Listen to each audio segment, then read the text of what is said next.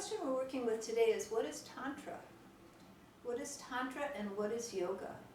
Tantra has been used in many different ways. In the West, for some people, it's come to mean sexual practices, but it has a far deeper meaning and a far deeper background than that. Tantra is the word Tantra means to move from darkness to light, from death to immortality. Tantra, the removal of the darkness. And Tantra has really been a tradition that's come out of northern India in the Himalayas, and it's a tradition of spiritual practice that is really to bring you into your awakened and enlightened self. So Tantra has not actually had its origins as a practice that is sexual in nature, but is spiritual in nature. And many of the tantric practices, though they may involve, some of them, the balance of male and female energy, they are not sexual. The sexuality, it's interesting how it came to be in Tantra. There's something called the 5 M's of Tantra. And in the Middle Ages, when it was in Indian culture, women and were very suppressed, and people who were of the lower caste called untouchables were very suppressed.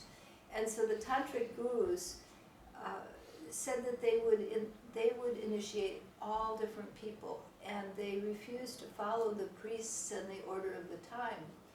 But in order to avoid persecution, they developed something called the 5 M's, which was a code language for the practices that they did, so that for divine union, the code practice was a word that meant a sexual union, and for the amrit, for the divine bliss that flows from the pineal gland, a word meaning wine was used.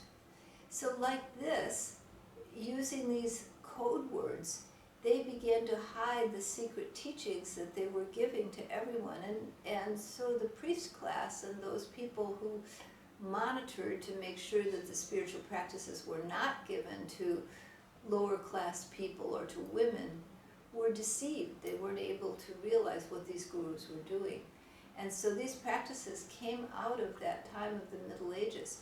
But then what happened is there became a confusion between this popularized understanding of what Tantra was, which was due to this ruse that the Tantric gurus put up, and the mystical teachings of Tantra, which was underneath that external ruse.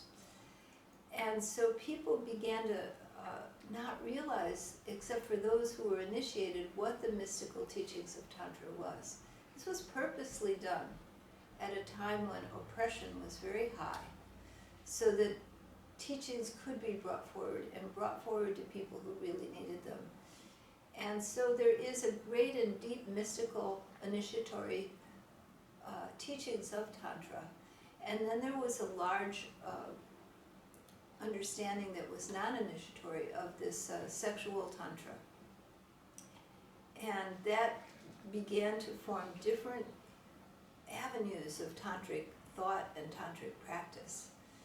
And so in this way, the mystical teachings of Tantra have not really been brought to the surface, not only in the Middle Ages in India, but also in today's society. They remain unknown to many people.